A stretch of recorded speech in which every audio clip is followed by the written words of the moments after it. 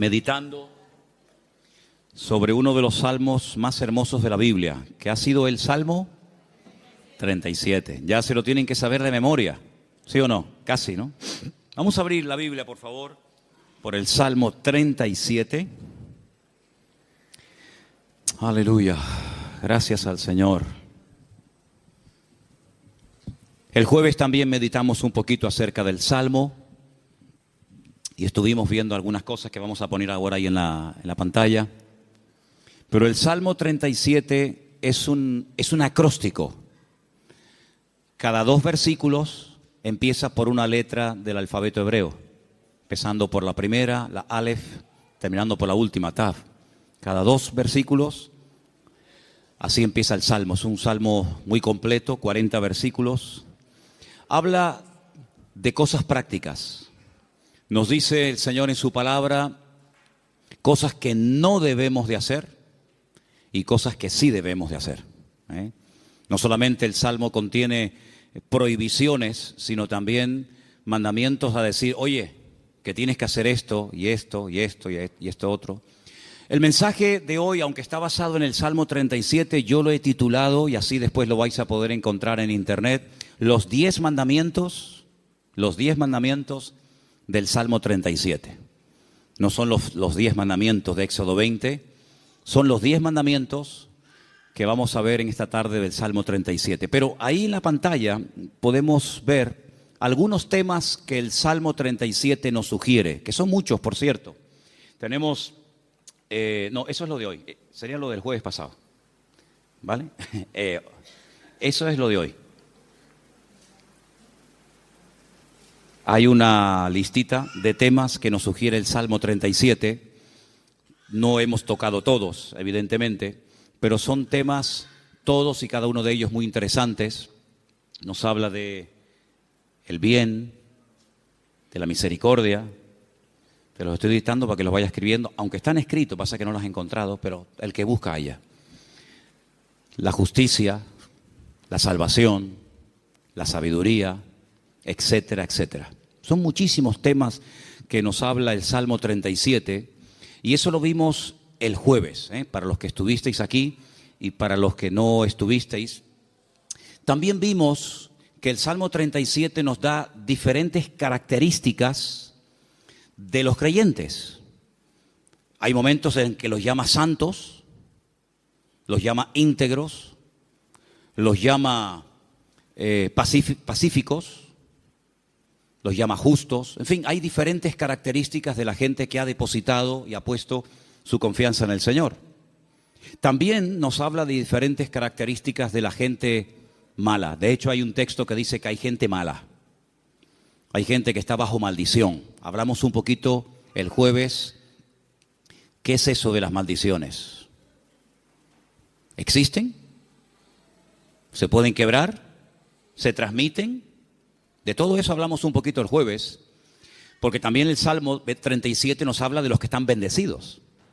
Así que habla de los que están bendecidos y de los que están bajo alguna maldición. Y pusimos el ejemplo de los cananeos, que eran los nietos o eran descendientes de uno de los hijos de Noé, y cómo Noé maldijo a Canaán, no a Can, su hijo, sino a Canaán, y de la cual vienen toda la raza, todas las naciones de los cananeos, todas las tribus, pueblos que estaban allí, y cómo eran personas que tenían unas características típicas de los cananeos. Una promiscuidad sexual terrible, idólatras, agresivos, salvajes realmente. Y todo eso nos lo sugiere el Salmo 37. Y el Salmo 37 también nos ayuda a superar ciertas y determinadas actitudes que si no las cortamos de raíz, se pueden terminar convirtiendo en algo normal en nuestra vida. Por ejemplo, la envidia. La envidia hay que cortarla de raíz. Los celos, la desconfianza. Dice la Biblia que no tenemos que tener envidia, no tenemos que perder los nervios. Después todo eso lo vamos a ver viendo los versículos. Pero el Salmo 37 es un salmo que también nos ayuda a reaccionar ante lo que nosotros podemos considerar una injusticia. Yo pienso que si yo en esta tarde preguntara, ¿cuántos de los que están aquí han sentido que en algún momento se han sentido injustamente tratados? Pienso que a lo mejor todos levantaríamos la mano, ¿sí o no? A veces por un padre, por una madre, por un pastor, por un jefe en el puesto de trabajo. Todos hemos sido de alguna manera, en algún momento, desde nuestro punto de vista, cuidado, injustamente tratados. ¿Y cómo tengo que reaccionar ante la injusticia? Ante lo que yo esperaba recibir y resulta que he recibido, pero todo lo contrario. El Salmo 37 es el antídoto perfecto. Que por cierto no es la queja. La queja es el lenguaje de los cobardes. La queja mata la fe, debilita el alma. Cuando una persona está todo el santo día quejándose, aunque no hables mucho con él o con ella, la forma como habla, la forma como opina, te está descubriendo el bajísimo nivel espiritual de su vida. El Salmo 37 nos habla de diferentes niveles espirituales. Algunos dirán, pero hay niveles, claro que lo hay. No todo el mundo tiene la misma fe. No todo el mundo tiene el mismo nivel de paciencia o de amor o de conocimiento de la palabra. Siempre habrá alguien que sepa más que nosotros, ¿sí o no? Cuando ustedes van, por ejemplo, a la Biblia, encuentras momentos en los que el Señor se le queda mirando a un hombre y le dice: tú eres un hombre de mucha fe, grande es tu fe. Y hay momentos que se le queda mirando a otro y le dice: hombre de poca fe. Luego, los dos tenían fe, pero este tenía una gran fe y este tenía fe, pero poca. Entonces, en la vida, no todo el mundo tiene la misma fe, no todo el mundo tiene la misma paciencia, no todo el mundo tiene el mismo conocimiento, el mismo discernimiento espiritual. Eso es normal, eso es así, nos guste o no. Y el Salmo 37 nos da consejos para alcanzar un nivel óptimo en nuestra relación con Dios y no caer en la desilusión, en la desesperanza, en la tristeza, porque dijimos que la tristeza, estoy preparando un mensaje, ya lo daré en su momento. Bueno, estoy preparando un montón de mensajes, pero uno de los que estoy preparando son las distintas caras o disfraces que se pone el orgullo. El orgullo se disfraza, se camufla, a veces de religioso, de espiritualidad, pero a veces el orgullo, y usted dirá, ¿sí? Me suena raro eso. Bueno, el orgullo a veces se disfraza de tristeza. La gente tiene una tristeza y en el fondo es porque tiene un problema con el orgullo. ¿Por qué estás triste?, le preguntas a alguien. No, porque no he recibido lo que tenía que esperar o esperaba recibir, porque no me han tratado como yo esperaba y estoy triste. Y a veces es un orgullo camuflado, porque cuando nosotros pasamos por la vida por una circunstancia difícil, en la economía, un problema en el matrimonio, o de la índole que sea, Dios te está tratando, ¿o no? Dios está tratando contigo.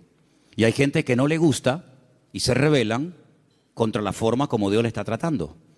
Entonces, sin palabras, le estás diciendo a Dios: yo no merezco este trato, Parece que la tienes tomada conmigo. Es como yo le decía a mis padres: es que los profesores la tienen cogida conmigo. Todos, el de matemática, el de geografía, todos la tenían cogida conmigo. Y siempre la culpa la tiene, si no es el gobierno, es el pastor, si no es el marido, si no es la mujer, si no es Dios, si no es el diablo. Siempre alguien tiene la culpa, menos yo. Y el Salmo 37 es una radiografía de una realidad.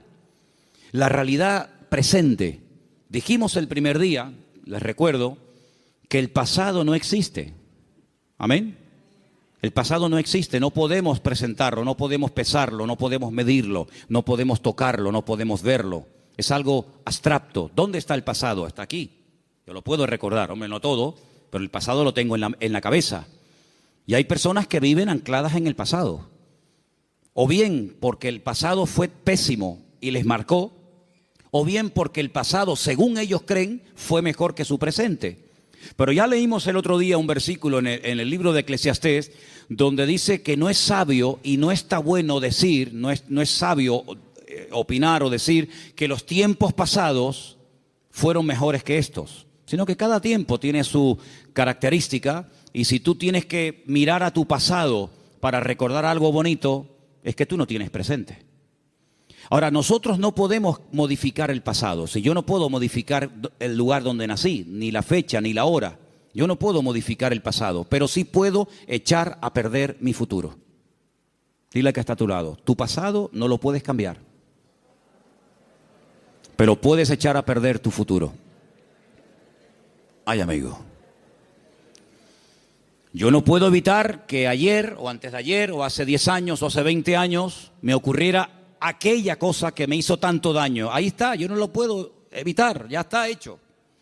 Hombre, puedo evitar que el pasado me controle, puedo evitar que el pasado me manipule y condicione mi estilo de vida en el presente, pero cuidado, porque hay ciertas actitudes que como tú las mantengas y las cultives y las desarrolles, lo que estás haciendo es sembrar, pero sembrar mal, y puedes llegar a estropear tu futuro y lógicamente también tu presente. Así que el Salmo 37 es un antídoto contra tantas cosas que yo les animo a que si pudierais incluso hasta aprenderlo de memoria, hicierais un intento por aprenderlo de memoria. A lo mejor si en casa sois 4 o 5, pues decir, bueno, vamos a aprender cada uno, papá, aprende tú 5 versículos. Mamá, tú otros 5, yo otros 6. Hasta el perro puede, si tuvieras loro, hasta el loro podría aprender algún texto. Apréndanse el Salmo 37, es excelente. Vamos a ver hoy los 10 mandamientos del Salmo 37. Y ya te he dado tiempo de sobra, Saray, para que los encuentres. Los tenemos ahí en la pizarra, ¿verdad? Amén, qué bueno, estupendo. Vamos a leerlos todos, los 10 mandamientos del Salmo 37. Después vamos a leerlos en los versículos correspondientes. Primero, fuerte, confía en Dios. Después, con los ojos cerrados, sin mirar a la pizarra, tenemos que repetir los 10, así que vete aprendiéndotelos. Número 1 era, confía en Dios. Segundo, hacer el bien. Confía en Dios y hacer el bien. Vamos bien. Tercero, deleítate o deleitarse en Dios. Confía en Dios, hace el bien, deleitarse en Dios. Bien, hasta ahí llego. Venga, otro más. 4, encomendarse a Dios.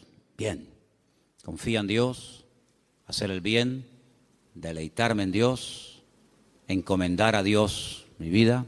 Venga, el 5, guardar silencio. Pero no dice, hermano, que hablemos. Guardar silencio ante Dios. Guardar silencio. 6, esperar en Él.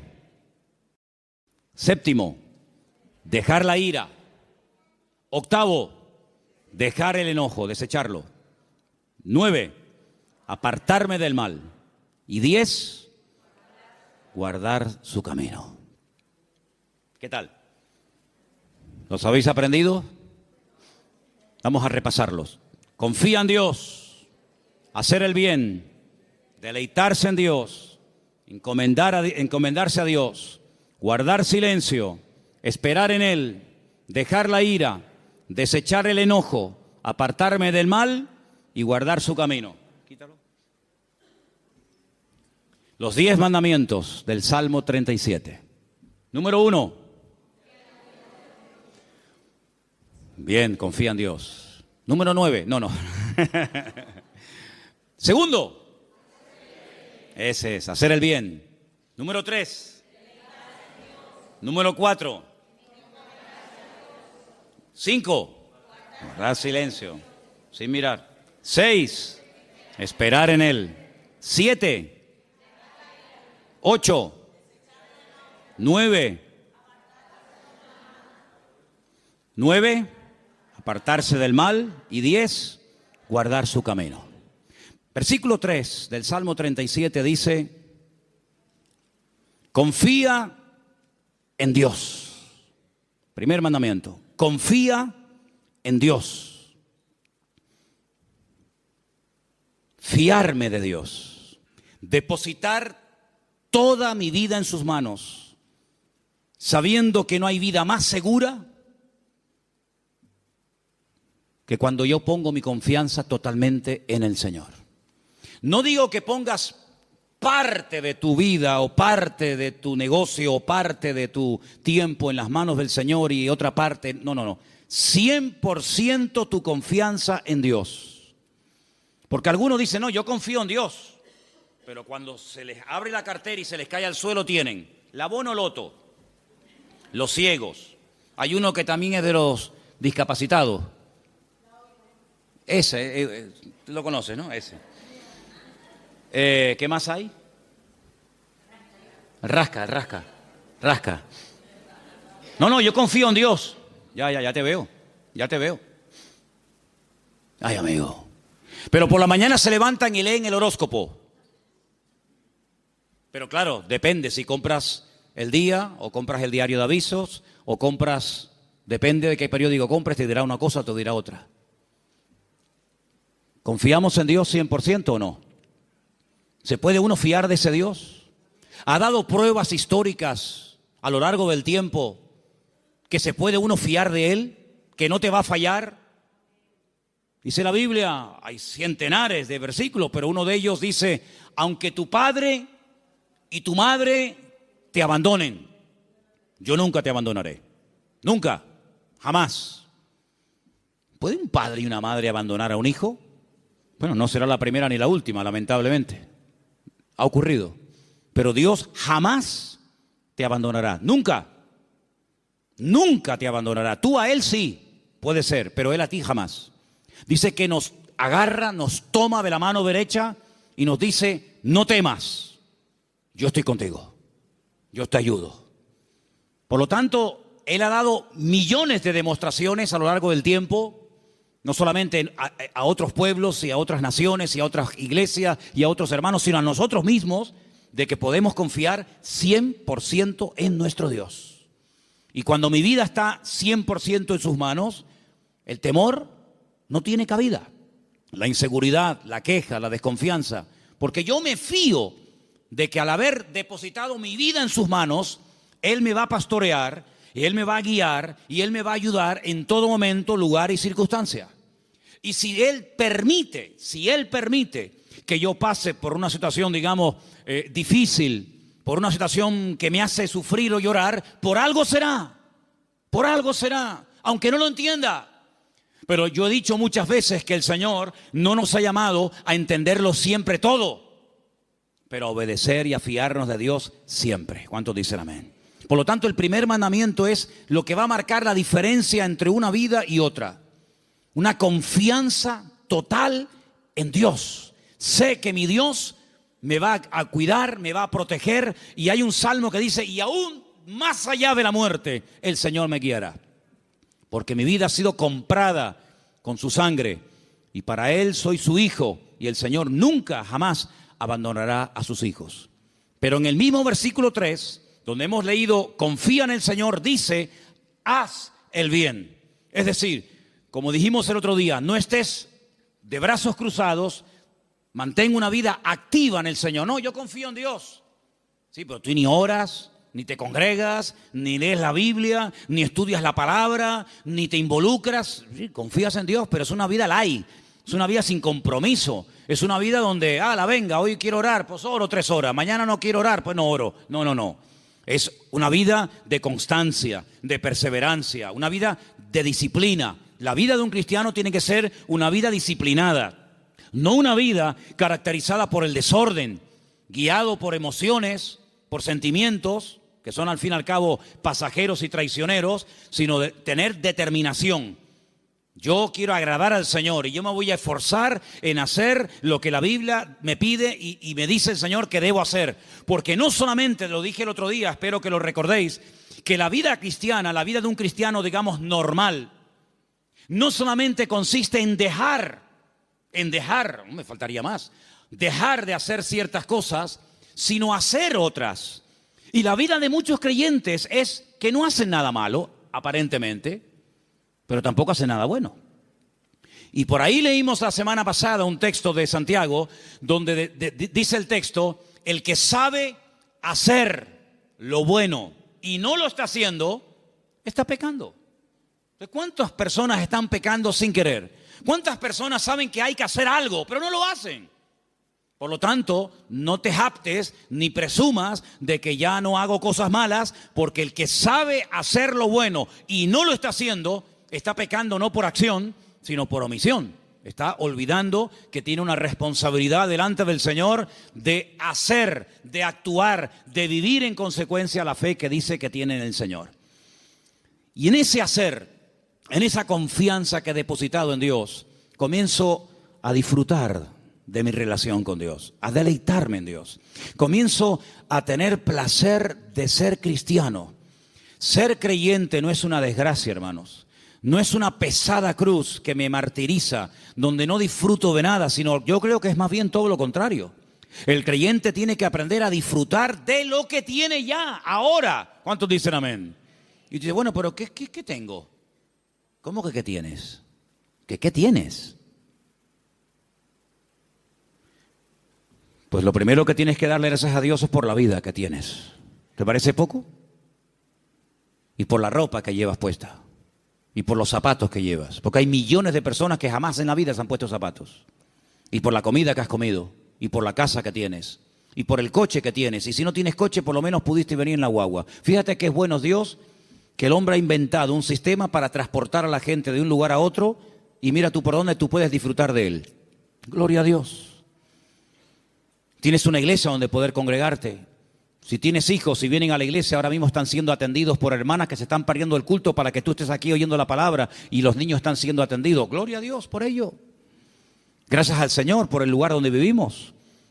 No tenemos que vivir con miedo, con una inseguridad. Algunos que han venido de otras naciones, ¿qué les voy yo a decir a ustedes?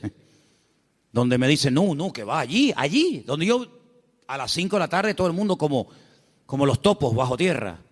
Todo cerrado, con rejas, con ventanas, con persianas. Uy, por la calle no puedes ir porque va todo el mundo armado y te quitan el reloj y te quitan esto. Aquí a mí nunca me han quitado nada y tengo 55 años, a mí nunca me han robado. Cuidado, a ver si ahora me va a pasar que me roben, pero bueno, no pasa nada.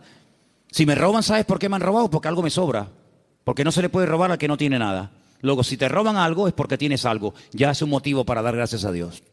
Por lo tanto, hermanos, deleitarnos de lo que tenemos. Hay gente que siempre tiene o la pena de lo que perdieron, que tenían y perdieron, o están soñando siempre en algo que quieren tener, que a lo mejor nunca lo tienen, y en vez de disfrutar de lo que tienen ahora, viven o en el pasado o en el futuro, en tierra de nadie. Cuando lo que tienes que disfrutar es de ahora. Dale gracias a Dios por la silla en la que estás sentado. Y si no hacemos un día una prueba, quitamos todas las sillas y los bancos de la iglesia. Y os quedáis como yo mientras yo predico de pie.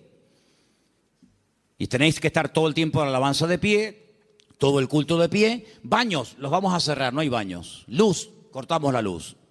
Entonces vamos a comenzar a valorar que tenemos un local con luz, con aire acondicionado, con micrófono, con una silla. Gloria al Señor. No hay millones de motivos para darle gracias al Señor, hermanos. Hay cambios y hay milagros que solamente vendrán a nuestras vidas cuando comencemos a dar gracias al Señor por lo que tenemos. ¿Para qué quieres más? ¿Para qué quieres más?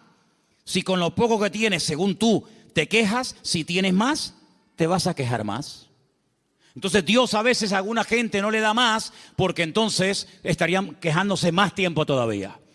Dice la Biblia que un día los discípulos llegaron al Señor y le dijeron, Señor, la gente tiene hambre, viven lejos, el lugar en el que estamos es desierto, no hay comida y ni siquiera tenemos dinero para dar de comer a semejante multitud. Diles que se vayan. Y el Señor le dice, ¿y por qué? Dadles vosotros de comer. Aprender a enfrentar nuevos desafíos. ¿Saben, hermanos? Una congregación, un creyente que no tiene desafíos delante, es un creyente que termina con el paso del tiempo estancándose. ¿Por qué les he comentado ahora de hacer una tronja, de ampliar el salón, de poner arriba un balcón, de hacer más? Pero tenemos que tener desafíos delante de nosotros. Si no nos acomodamos, nos hacemos señoritos. Bueno, estamos bien como estamos. Como decía la antigua canción, somos un pequeño pueblo muy feliz. No, hay que esforzarnos y hay que trabajar y hay que sudar. Y cuando yo empiece a notar, yo les hablo de Manolo Sierra, cuando yo empiece a notar que me estoy acomodando, digo, hermano, mi tiempo aquí se terminó. Yo no quiero estar más aquí. Yo me tengo que ir a un sitio de pionero a empezar de cero. Hermanos, no podemos darle lugar a la rutina en nuestra vida, a la monotonía. Tienen que haber desafíos. Hay congregaciones que viven de las glorias del pasado, iglesias que ya lo tienen todo. Y te das cuenta que les hace falta todavía tantas cosas, como le dice la Odisea. Nos hemos enriquecido, no nos hace falta de nada. Y el Señor estaba en la puerta de la iglesia llamando, dice, si alguno oye mi voz, Entraré a Él, cenaré con Él y Él conmigo. Habían perdido lo más grandioso y hermoso que puede tener una congregación, que es la presencia del Señor. La habían perdido y ni siquiera se habían dado cuenta. ¿Cuántas cosas hay por ahí así que nos dejan con la boca abierta? Por lo tanto, hermano, vamos a deleitarnos en el Señor. Vamos a disfrutar de la vida. ¿No dice la Biblia, deleítate con la mujer de tu juventud? ¿No dice eso la Biblia? En la mía sí. Algunos me miran como diciendo, pero eso dice la Biblia. Uy, más todavía. Con la mujer de tu juventud, que sus caricias te satisfagan en todo tiempo. Así que ya saben, yo me deleito, pero tú me haces caricias. Eso dice la Biblia, deleítate con sus caricias. Gloria a Dios. Dale gracias a Dios por tus hijos. ¿Cuándo fue la última vez que dijiste, te doy gracias por mi hijo? Pero es que ella tiene 80 años, no importa. Otros lo perdieron cuando tenía 20. Y el Señor te lo ha dado a ti 40 años. Ay, amigo. Dale gracias a Dios por tu madre, por tu padre. Dale gracias a Dios por el pastor que tienes, porque de momento es el único que tiene. Es lo que hay. Dale gracias a Dios por todo lo que tienes cada día.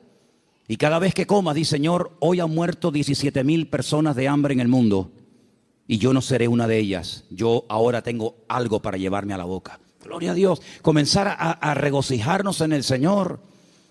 Hermanos, que la gente diga, pero ¿qué tiene esa gente que no se quejan? ¿Qué tenemos? El Dios más grande y más maravilloso que jamás se pueden encontrar por la vida. ¿Cuántos dicen amén? Eso es lo que tenemos. ¡Aleluya! Gloria a Dios. Amén. Pero el quinto mandamiento, el primero era confía en Dios, el segundo era hacer el bien, el tercero era deleitarme en Dios, el cuarto era encomendar a Dios, poner todo, mi vida, mis negocios, mi futuro, mis planes, todo en las manos del Señor. Pero el quinto es muy bueno. ¿Cuál era? Guarda silencio. Ay, amigo. Ay, amigo. Yo ya les conté una vez, yo sé que ya se lo conté. Algunos dirán, eso ya lo contaste, sí, pero te lo voy a contar otra vez. En la antigua Grecia se le daba mucha importancia a la oratoria, a hablar en público. De hecho, había escuelas muy famosas que hasta el día de hoy, en marketing y en muchas escuelas, se emplean las técnicas de aquella época, donde los griegos le daban mucha importancia al hablar en público, a perder el miedo escénico, etc. Y había un famoso maestro de una de las escuelas griegas que cobraba por enseñar oratoria, por enseñar a hablar correctamente en público a la gente. Y vino un día un chico y le dijo que quería que este maestro le diera clases. Y el maestro le dijo, a ti te voy a cobrar el doble de lo que le cobra a todos los demás alumnos. Y este dijo, ¿a mí el doble? ¿Por qué? Dice, porque contigo voy a tener el doble de trabajo. Contigo voy a perder mucho tiempo, primeramente, a enseñarte a que te calles. Y cuando aprendas a guardar silencio, es cuando por fin podré comenzar a enseñarte a hablar. Pero quieres comenzar a hablar, y para comenzar a hablar hay que aprender a estar en silencio. ¿Saben que el silencio es algo que se utilizó durante mucho tiempo en algunos lugares como tortura? Poner a una persona en un lugar donde no oía ningún tipo de ruido. Y en algunos casos la gente se terminaba volviendo loca. Pero muchas de las grandes cosas que Dios ha revelado a lo largo de la historia, grandes hombres de Dios, lo ha hecho en la calma, en el silencio. Hay un pasaje muy interesante donde un profeta llamado Elías, un gran hombre de Dios, estaba pasando un momento muy difícil en su vida. Se sentía solo, incomprendido, le pidió a Dios que le quitara la vida. En fin, todo lo que ustedes saben. Y hay un momento en el que él sale de la cueva y dice que se produce un terremoto tremendo en la puerta de la cueva, y él ve que ese terremoto es tan tremendo, tan destructivo, que las rocas se partían. Y había un viento huracanado tremendo y todos los árboles caían. Pero dice, pero Dios no estaba en todo aquello. Él estaba acostumbrado a moverse en el barullo, en el ruido, en el follón, en lo espectacular. Y dice que al final de todo sopló un silbo, un viento suave, una cosa muy suave, muy delicada. Y dice, y el Señor estaba en aquel silbo apacible. Hay creyentes que están todo el día hablando y hablando y hablando y hablando, y muy pocas veces oyen o tienen tiempo para oír la voz de Dios. Búscate un lugar tranquilo, donde tú puedas estar tranquilo, sin televisión, sin internet, sin niños, sin el perro, sin el gato, sin fulano y mengano, donde puedas estar tranquilo, tranquila, pensando en lo que está pasando en tu vida, aprendiendo a interpretar las circunstancias que te rodean. Si algo bueno tiene el silencio, es que tiene una parte terapéutica, ayuda al hombre a meditar y a reflexionar. ¿Qué estoy haciendo con mi vida? Me he plantado ya con una edad en la vida. ¿Qué le está pasando a mi hijo? Que lo veo últimamente muy callado o muy hablador o muy atontado o muy espabilado. ¿Qué está pasando en el ambiente? Y es en esos momentos de calma, de quietud, de silencio ante la presencia del Señor, donde el Señor te puede revelar y te puede mostrar cosas que en el barullo, en el follón y en el ruido no se captan. Por eso este mandamiento de guardar silencio significa aprendamos a meditar tranquilamente en la presencia del Señor. Vivimos en una sociedad muy ruidosa. España es uno de los países más ruidosos de Europa. Sales por las calles y desde que te levantas por la mañana, prácticamente hasta que te acuestas hay ruido constantemente. Y por la noche ni te cuento. En la quietud de la noche es cuando vienen a recoger los camiones la basura. ¿Sí o no? No pasa por tu barrio, estás tranquilo en tu casa y de repente ¡bim, bam, pim, pum, pam, pam! Y dices, Dios, ¿pero qué pasó? Sale el camión de la basura. Al rato viene el camión que está regando. Al otro rato viene el camión que se lleva el vidrio. Y es un follón tremendo, ¿sí o no? Bueno, hermanos, aprendamos a estar tranquilos en la presencia del Señor. Aprendamos a decir, Señor, ¿hay algo que me quieres decir? ¿Hay algo que me quieres compartir? Ese guardar silencio significa aprender a reflexionar en Dios. Oye, mira, ahora no me molesten. Yo tengo una cita con mi Dios. Quiero estar tranquilo, no quiero que nadie me moleste. No, que si me llaman, que esperen. Que me llamen más tarde, que no se va a hundir el mundo. Y quiero estar a solas con el Señor, con su palabra. Como decía un pastor amigo mío, un minuto, Manolo, un minuto bien pasado en calma, en quietud, en la presencia del Señor, puede cambiar una vida.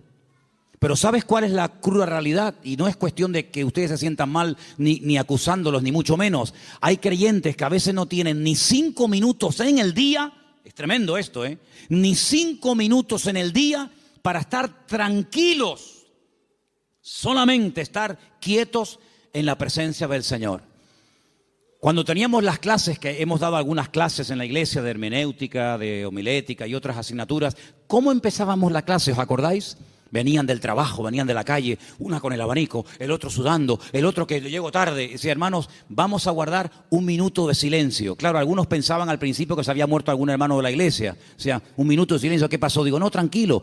Y a algunos se les hacía eterno, eterno. O sea, un minuto, qué largo se me ha hecho. Hermanos, aprendamos a estar quietos en la presencia del Señor, aprender a observar, aprender a interpretar lo que está ocurriendo a nuestro alrededor.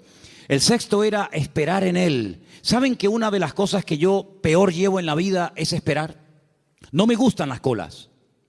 El otro día me enseñaba un hermano de la iglesia, por no estar dando nombres, me enseñaba una fotografía que habían sacado desde una ventana donde se veía un grupo bastante numeroso de gente haciendo cola, esperando. Me decía, esta es una de las colas que la gente tiene que hacer para ver si puede comprar algo de azúcar.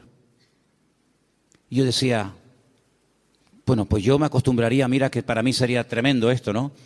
Pero yo digo, bueno, yo me acostumbraría a vivir sin comer azúcar, porque yo para estar 2 horas, 4 horas para un paquete de azúcar, y me dice otra persona, sí, pero es que también tienes que hacer cola para comprar la leche. Digo, bueno, pues, no sé, me acostumbraría a no beber leche.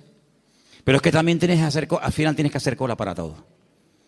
Pero qué rabia da a veces cuando tienes prisa y el que va delante tuyo es el más lento de Europa.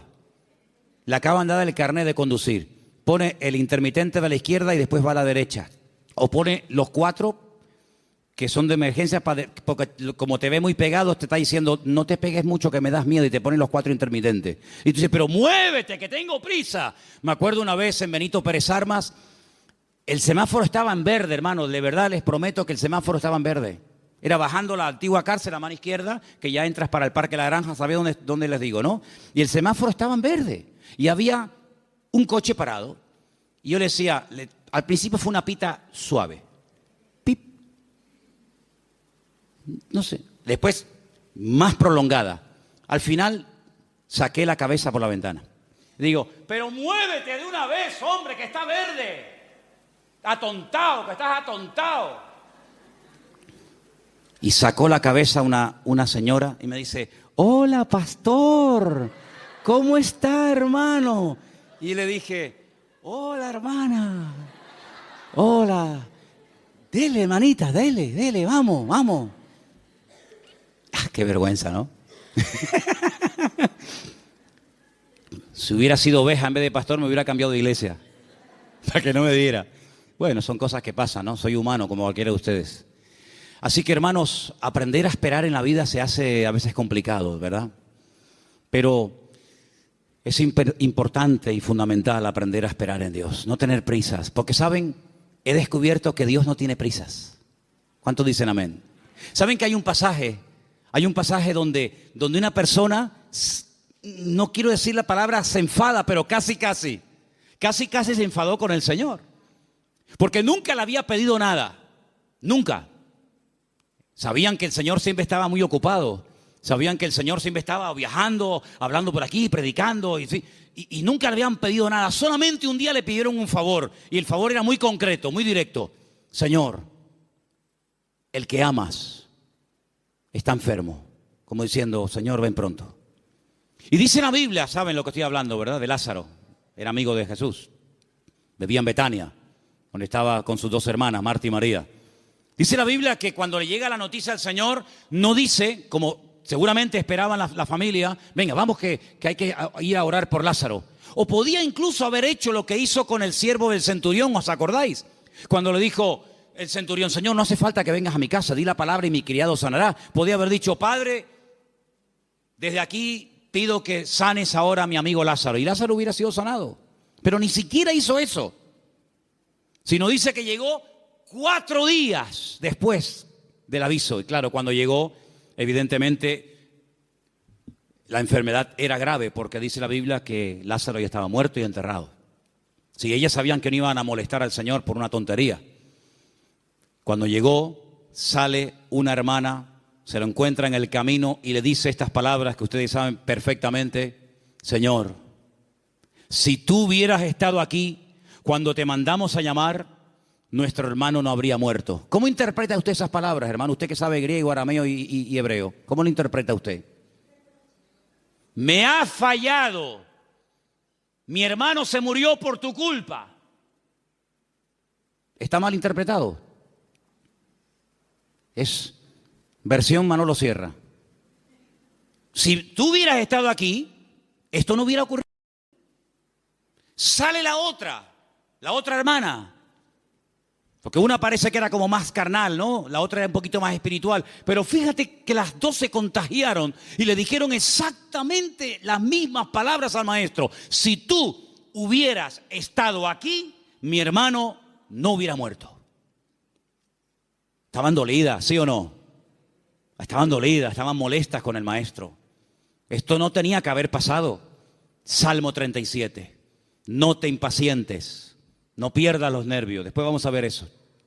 Y el Señor le dice, Marta, María, que yo soy la resurrección y la vida. El que cree en mí, aunque esté muerto, vivirá. Claro, ellas eran judías, ellas no eran paganas, ellas conocían la Escritura, ellas sabían perfectamente por las Escrituras del Antiguo Testamento que se habla de la resurrección. Y entonces cuando el Señor dice que yo soy la resurrección y la vida, y le dice el Señor, tu hermano resucitará, ellas dicen, yo sé que mi hermano resucitará, pero no ahora, sino en el día postrero, algún día. Y el Señor le dice, vamos al cementerio. Y todos conocen la historia. Ahora yo les hago una pregunta y sean sinceros. ¿Ustedes creen que realmente el Señor llegó tarde?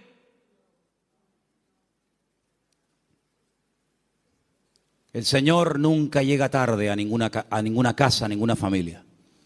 El Señor siempre llega cuando tiene que llegar. Siempre. Es que si esto hubiera ocurrido media hora antes, sí, pero ocurrió así. El Señor lo quiso así. Y ya está. El Señor llegó cuando, humanamente hablando, según ustedes, ya no hay nada que hacer. Y hay situaciones, escucha bien esto, hermano, porque cuanto antes lo aprendan, algunos, unos más que otros, mejor. Hay situaciones que Dios permite, escucha bien, que Dios permite que lleguen hasta el final. Cuando ya humanamente hablando no hay ninguna posibilidad de cambio. Y el Señor lo permite. Hay otras que no. Hay otras que dicen, no, vamos a hacer esto ahora. Pero hay otras que dicen, tranquilo. Lo va a hacer, pero no ahora. No cuando tú quieras, sino cuando yo quiera y como yo quiera. Y cuando llega al cementerio, hace uno de los milagros más espectaculares que el Señor hizo a lo largo de su ministerio. Levantar a un muerto que hacía 4 días que estaba enterrado. Eso no lo había hecho nunca. Había resucitado personas que estaban aún calientes. ¿Se acuerdan? La hija de Jairo. Cuando llegó, dice, acaba de morir. Luego, si la tocabas, la niña estaba caliente, acaba de morir, pero estaba muerta. Pero el Señor la resucitó. Había otros casos donde dice la Biblia que lo llevaban en la caja para enterrarlo y bueno, los judíos entierran a la gente el mismo día que muere. Por lo tanto, no hacía ni 24 horas que había muerto. Pero nunca el Señor había llegado tan lejos. Nunca el Señor había hecho un milagro de una resurrección después de 4 días. Si ustedes van a Israel, si ustedes han ido a Jerusalén alguna vez conmigo, ustedes van a ver que en todos los cementerios judíos hay una abertura, como una ventana, que es por donde se cree que al tercer día se va el alma. Y ya es como demasiado tarde, ya no hay escapatoria. A los 3 días, a las 72 horas, se va el alma y ya se fue. ¿Cuándo llegó el Señor? Al 4.º día. Cuando ya no había ninguna posibilidad, según la tradición, según la medicina, de levantar a un muerto, es cuando llegó el Señor. No podía el Señor haber llegado el primer día, antes de que muriera así, pero hubiera sido una sanidad más, de tantas. Pero el Señor quería hacer algo especial, porque amaba tanto a Lázaro, que si hubiera llegado a la media hora o a los 10 minutos de haber recibido el llamado, hubiera sido una sanidad. Y Lázaro podía haber dicho, el Señor me sanó cuando yo estuve enfermo. Pero yo te amo tanto, Lázaro, que no te voy a sanar. Te voy a resucitar.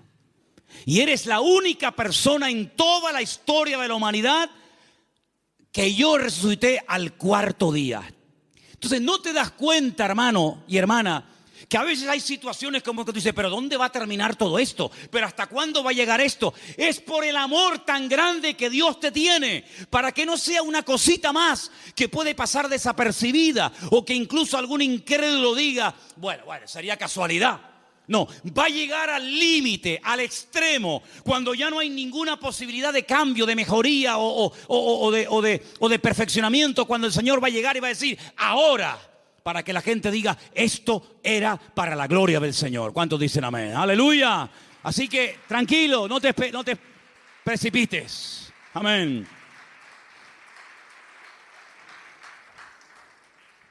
Hay 4 prohibiciones, antes de seguir con la lista de los mandamientos. Hay 4 prohibiciones, las voy a leer rápidamente. 4 cosas que el Salmo dice que no tenemos que hacer. Yo las voy a leer y tú te vas a preguntar a ti mismo si la estás haciendo. La primera está en el versículo 1. Salmo 37:1. No te impacientes a causa de los malignos. No te impacientes. No pierdas la paz. Tranquilo, relájate. Dile a que está a tu lado, relájate. Tranquilo. No te impacientes. No pierdas la paciencia. Número 2, en el mismo texto. Ni tengas envidia de los que hacen iniquidad. Así que ni impacientarme, ni tener envidia. Jamás. Ni una cosa ni otra. Versículo 7. No alterarme. Guarda silencio ante el Señor, espera en Él. No te alteres con motivo del que prospera en su camino por el hombre que hace maldades. No te alteres. Tranquilo, relájate. Cuenta hasta 10. Versículo 8. Deja la ira desecha el enojo, no te excites en manera alguna a hacer lo malo. Estas son las 4 prohibiciones, las 4 cosas que el Salmo 37 prohíbe hacer a un creyente. No perder la paciencia, no tener envidia, no alterarme y no hacer lo indebido, es decir, lo malo. ¿Qué te parece? Y en esta actitud, en esta riqueza del Salmo 37 me dice, deja la ira y desecha el enojo. Es decir, si te enfadas, vas a comenzar a hacer y a decir tonterías. Cuando una persona está enfadada, ¿tú le has oído las tonterías que dice? Incluso hasta orando dice tonterías. Ya no aguanto más. Y el Señor dice, cállate, machango. Sabrás tú si aguantas o no aguantas. Si yo te mando esto es porque tú aguantas. Pero ya Él lo dijo. Nadie me ama. Las tonterías que uno dice cuando está enfadado, es como cuando uno está desanimado. Las peores tonterías, las peores barbaridades, los peores insultos, las peores humillaciones se dicen cuando uno está enfadado o desanimado. Y por eso la Biblia dice, no permitas que tu carácter te controle, porque cuando nuestro carácter nos controla, siempre la embarramos. ¿No dicen así los argentinos? O los uruguayos, la embarramos. Metemos la pata. Entonces, pues oye, Señor, ayúdame a tener control, dominio propio, dice la palabra. Dominio propio. Teníamos hace años en una montaña que hay en Llano del Moro, en una torre muy alta, teníamos unas antenas que colocamos allí cuando pusimos la primera emisora de radio cristiana de las Islas Canarias.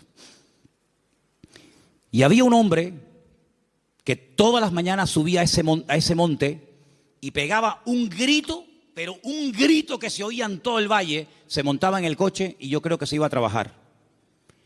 Y yo digo, oye, uno dirá que está loco, pero yo creo que este hombre es sabio, Porque el hombre se iba al monte, pegaba un alarido estilo Tarzán, yo creo que tenía algo de espíritu de Tarzán.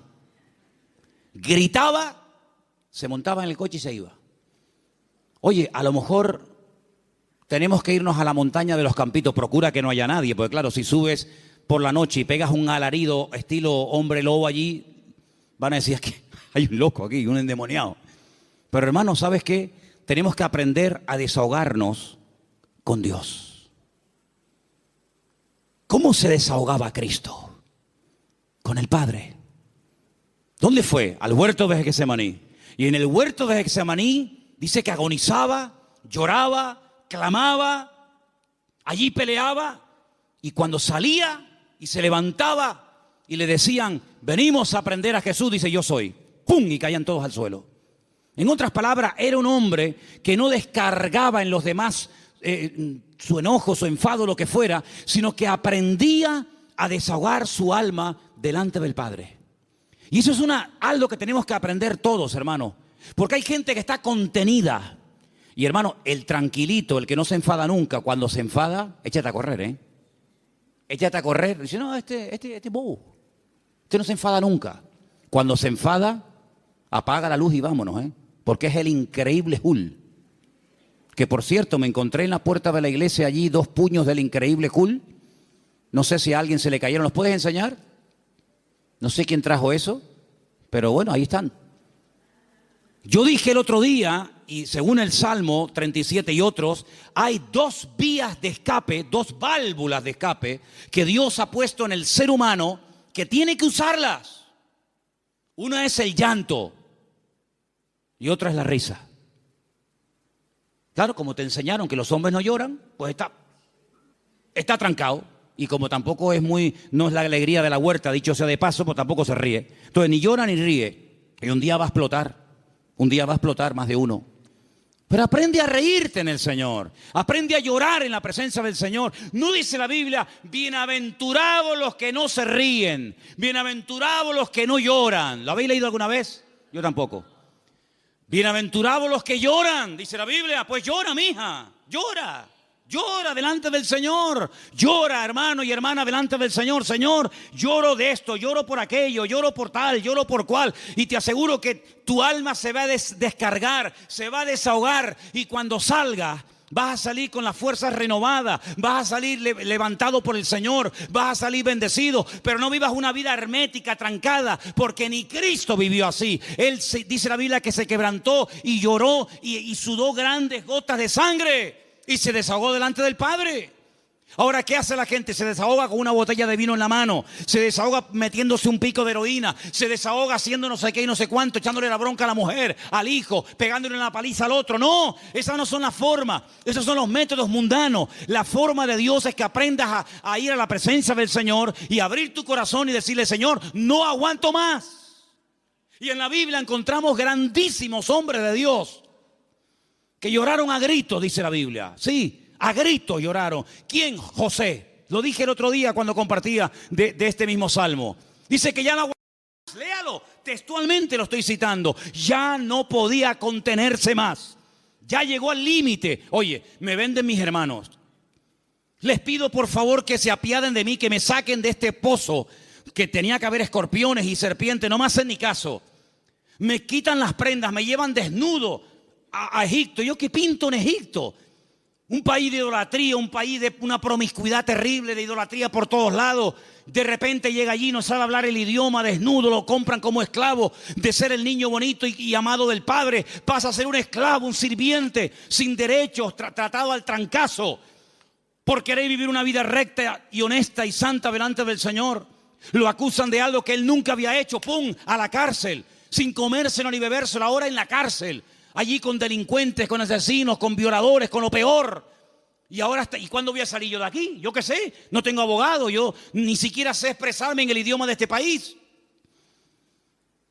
Cuando sale de allí, Dios lo levanta, lo bendice, lo prospera. Y cuando ve venir a sus hermanos, no permitió que la ira, que el enojo, que la rabia dijera: ahora que tengo poder. Porque cuántas veces yo he dicho de este mismo púlpito: si quieres conocer a un hombre de verdad, si quieres conocer a un pastor de verdad, si quieres conocer a una persona de verdad, dale poder y dale dinero.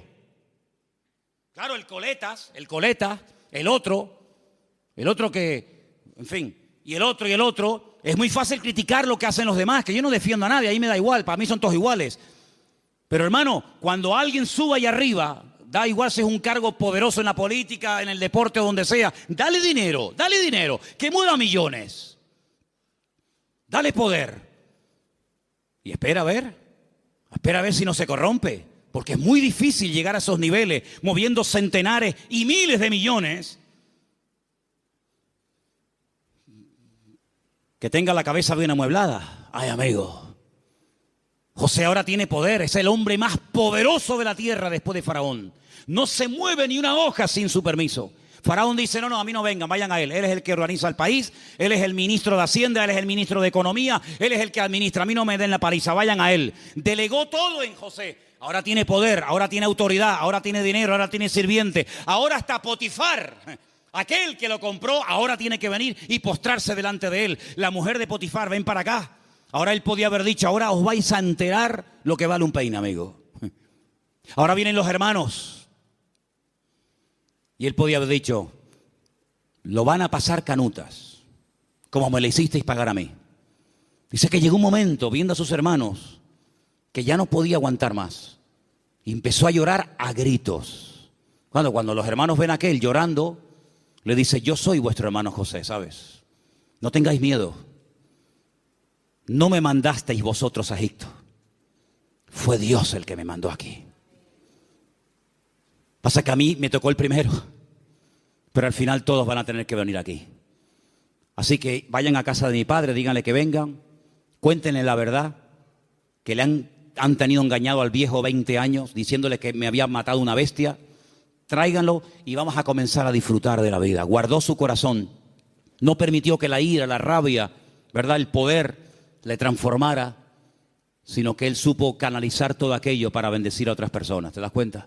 Entonces, queridos hermanos, dice la Biblia: sobre toda cosa guardada, guarda tu corazón.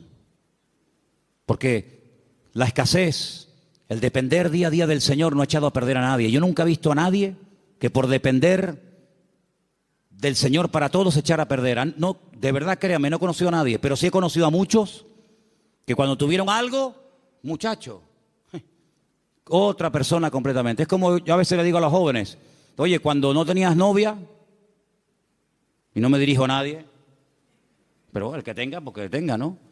O cuando no tenías novio, oye, eras encantadora, saludabas a todo el mundo, venías temprano al culto, te ibas la última. Ahora que tienes novio, eres más antipático que un pepino. No, amén, no digan amén. No. ¿Quién dijo amén? No digan amén, que se van a hacer... No. Entonces, que las circunstancias de la vida no te cambien. Sigue siendo igual, mijo. Sigue siendo igual. Tengo dinero, gloria a Dios. No tengo, gloria a Dios. Oye, que vengo en la guagua, amén. Que vengo en coche, amén. Que vengo en limusina, amén. Ten cuidado que como te la vea yo, te la vendo y compramos la tronja para la iglesia. ¿Me entiendes? Entonces, hermano, mantengamos el equilibrio en el Señor. Mantengamos el equilibrio. Vamos a deleitarnos de lo que tenemos, pero vamos a apartarnos. Versículo 27, apártate del mal. Este versículo es buenísimo. Ya termino con este y con uno más. Apártate del mal, apártate del mal. Dios no tiene que apartarse del mal, somos nosotros los que tenemos que apartarnos del mal. Es decir, ser selectivo. ¿Me conviene a mí esta amistad con esta persona? ¿De qué habla esta persona? Pues mira, está todo el día hablando de esto. No me conviene. No digo que sea mala persona, pero no me conviene. Su mundo no es mi mundo. Sus conversaciones no son las mías. Y para ser amigo tengo que entrar en su terreno y no me va. No me interesa. Apártate del mal. Aprender a retirarse a tiempo. Mira, no me conviene esta amistad, no me conviene este lugar, no me conviene estar todo el día con esto. Eso es lo que dice la Biblia. No son prohibiciones porque lo digo yo y punto. No, sino es por tu bien. Apártate del mal. Porque el mal difícilmente se aparta de uno. Escúchame bien. Generalmente el que tiene que apartarse del pecado es uno. El pecado generalmente no se aparta de ti. Tú sales a la calle y hay más droga que antes. Y más alcohol que antes. Y más mentira. Y más de todo que antes. Luego el mal difícilmente se aparta de una persona. Te tendrás que ir a vivir al Valle de Ucanca allí solo. Y ni siquiera allí. Porque decía Pablo, miserable de mí, ¿quién me librará de este cuerpo de muerte? Por lo tanto, apártate del mal, sé selectivo. Dice, mira, no me conviene este camino. Dice que el simple ve el peligro y pasa justamente por el peligro. El prudente dice, no me conviene ir por ahí, voy a dar la vuelta. Es más largo, pero no importa. Prefiero dar la vuelta que pasar por ahí que me corten la cabeza. Apártate del mal, haz el bien. Y dice finalmente, verso 34, el 34 y termino, espera en Dios y guarda su camino, mantente en el camino del Señor, pon cuidado en las cosas del Señor, mantente en Dios. Un día bueno lo tiene cualquiera, pero es mantenerse un día, mantenerse dos, estar dispuesto a ser tratado. Hay gente que no quiere ser tratada, hay gente que pierdes la amistad en el momento que dice, mira, eso que estás haciendo no está bien, eso que estás haciendo es una payasada, eso que estás haciendo no te conviene. Automáticamente ya le cambió la cara, automáticamente se fueron las amistades. Apartarse del mal, ser sabio, tener ese discernimiento, ese temor a Dios. Esto que estoy haciendo, esto que quiero hacer no me conviene. Guardar el camino del Señor. ¿Qué es lo que le agrada a Dios? ¿Dios haría esto en mi lugar? Eso es lo que tenemos que hacer. Y déjame que te diga algo, porque tengo una frase aquí que apunté estos días. Es mucho más fácil deshacerse del pecado que de las consecuencias del pecado.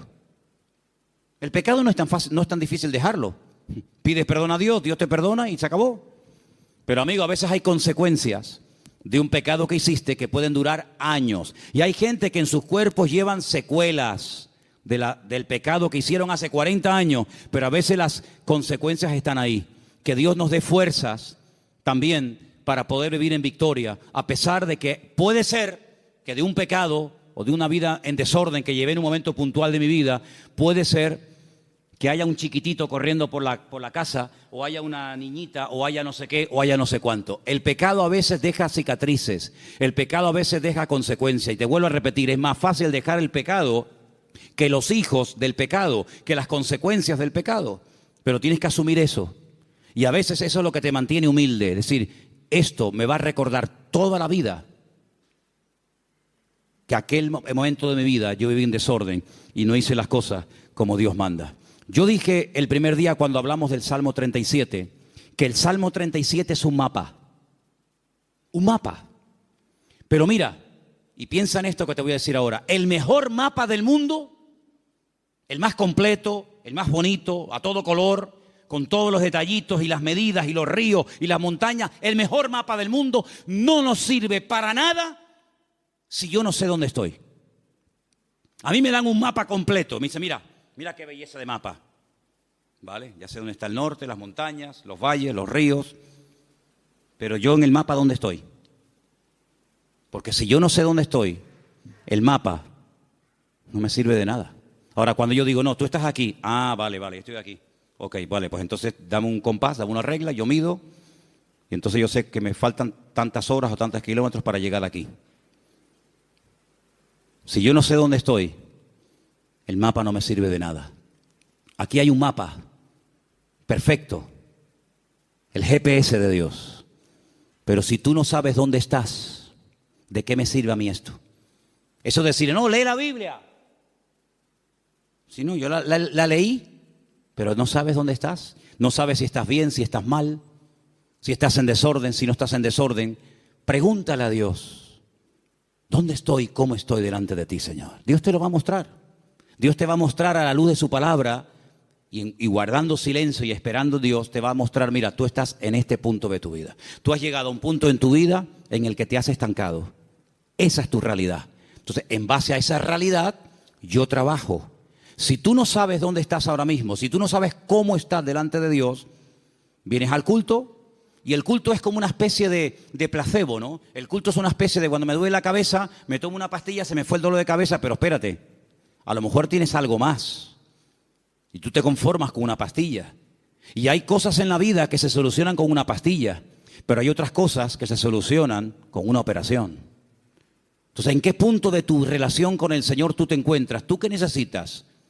¿Una oración así, un versiculito, o tú necesitas ser operado? Cada uno tiene que examinarse a sí mismo.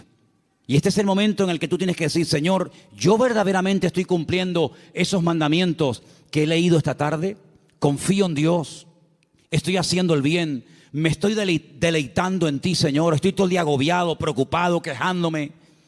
¿Estoy poniendo mi vida en tus manos o llevo una agenda paralela? No, Dios para los domingos, también para el jueves si es que voy. Pero yo tengo una agenda personal y privada. Yo sé lo que voy a hacer en mi vida, esto y hasta aquello. A mí me hace mucha gracia cuando hay gente que dice, no, él tiene la agenda completa para los próximos 5 años. Cuando dice la Biblia, ¿cómo eres capaz? ¿Cómo eres capaz de presumir del día de mañana si no sabes qué te traerá de sí el día? ¿Tenía Cristo agenda? Dice que somos como el viento, que ni sabemos de dónde vamos ni a dónde venimos. Guardamos silencio ante Dios, esperamos en Dios tranquilamente. ¿El carácter está siendo cada vez un aliado nuestro o nos está cada vez traicionando y dominando más? ¿Dejamos la ira, el enojo? ¿Nos estamos apartando del mal o cada vez estamos tonteando más con el mal? Porque el mal no perdona, amigo. Como te metas en donde hay mal, como te metas en terreno minado, lo más probable es que se te salga una pierna por los aires. Hay una parte en Israel donde yo llevo a la gente que es la frontera más cercana a Jordania, que antiguamente era territorio jordano. En el 67 Israel peleó con Jordania, triplicó las fronteras y llegó hasta la misma ribera, hasta la misma orilla del río Jordán. Y es algo muy estrecho, mucho más estrecho que esta iglesia. Ves al soldado jordano allí sentado haciendo guardia y ves al israelita aquí y el río en medio. Es una frontera muy, muy estrecha. Allí se ha convertido en un lugar típico para hacer bautismos. Ahora, Dios mediante, tendremos bautismo en noviembre allí, si Dios quiere. Pero ¿sabes qué, hermano? Cuando llegamos a ese lugar con la furgoneta, tenemos que aparcar donde ellos nos dicen que tenemos que aparcar. Porque los jordanos cuando se fueron dejaron todo aquel terreno en represalia por haberlo perdido, todo lleno de minas, todo lleno de minas, miles y miles de minas. Entonces han puesto unas alambradas con unos carteles escritos en diferentes idiomas, no se salgan del camino, no entren aquí, no entren por allá. Y tú si vas en línea recta y aparca, no hay ningún problema. El que se va a bautizar vuelve. Pero si alguien se quiere ir con el Señor antes de tiempo, dice, mira, después de bautizarte, en vez de venir en línea recta, vete por allí y ya te vas de paso ya con el Señor.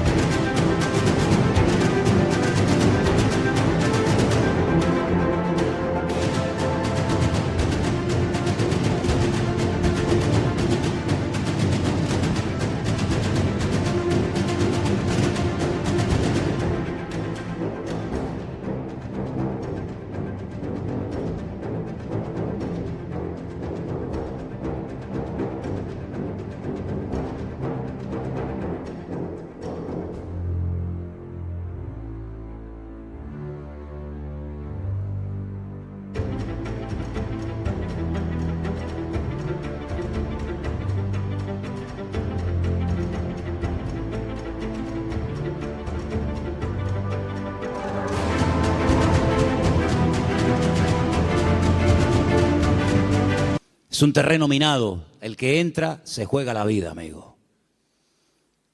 El mundo está lleno de minas. Tu barrio donde tú vives está lleno de minas por todos lados. Y el diablo te dice, no pasa nada. Otros han pasado y no han muerto. Pasa tú también. ¡Pum! Y el simple va. Entonces, apartarnos del mal. Decir, yo le veo las orejas al lobo, no le veo todavía el cuerpo, pero le veo las orejitas asomando por la valla, pues entonces me doy la vuelta y me voy. Eso no es ser cobarde, eso es ser valiente. Porque hay que ser más valiente para salir corriendo ante el peligro que ser un osado y enfrentarse al enemigo así a cara descubierta que te parte en la cara. Y finalmente dice, guarda su camino. Cierra tus ojos en esta tarde, hermano. Son estos 10 mandamientos. Apréndetelos de memoria. Escríbelos ahí en una hoja, ponlos en la Biblia. Cuando te levantes mañana por la mañana, dilos en alta voz. A lo largo del día, ponlos ahí en el tablero del coche o en el espejo de tu habitación o te estés afeitando, lavando. Ponlos en la mesilla de noche cuando te acuestes. Confía en Dios, hacer el bien, deleitarme en Dios, encomendar a Dios el camino, guardar silencio ante Él, esperar en Dios, dejar la ira, desechar el enojo, apartarme del mal, guardar su camino. Mañana otra vez, pasado otra vez. Y estas verdades van penetrando en tu vida. Y en cuestión de varias semanas, de varios meses, de poco tiempo, tú vas a notar que hay algo en tu vida que comienza a cambiar. Comienza a cambiar. Ahí tienes 10 consejos prácticos, 10 mandamientos de la palabra para vivir una vida victoriosa en Dios. Señor, en esta tarde te damos gracias por este precioso salmo. Salmo escrito por nuestro hermano y querido David Hamelech, el rey David. Gracias, Señor, porque tu palabra nos habla miles de años después de haber sido escrita, como si se hubiera escrito la noche misma. Señor, queremos pedirte que nos dé fuerzas para que podamos poner en práctica estos mandamientos, estos sabios consejos que el dulce cantor de Israel, el hombre más cerca del corazón de Dios, nos dejó en la palabra para que los escudriñemos y los pongamos en práctica. ¿Cómo sabía él que hay que apartarse del mal cuando hay tiempo de hacerlo? ¿Cómo sabía él deleitarse en Dios? ¿Cómo sabía David confiar en ti, Señor? ¿Cómo sabía David encomendar, poner la vida en tus manos antes que en el hombre? ¿Cómo habla la voz de la experiencia, Señor? Y queremos en esta tarde pedirte que nos ayudes a poner en práctica esta palabra que hemos aprendido hoy, Señor. Danos fuerza para poder hacerlo. Te lo pedimos en el nombre bendito y poderoso de Jesús. Amén y amén.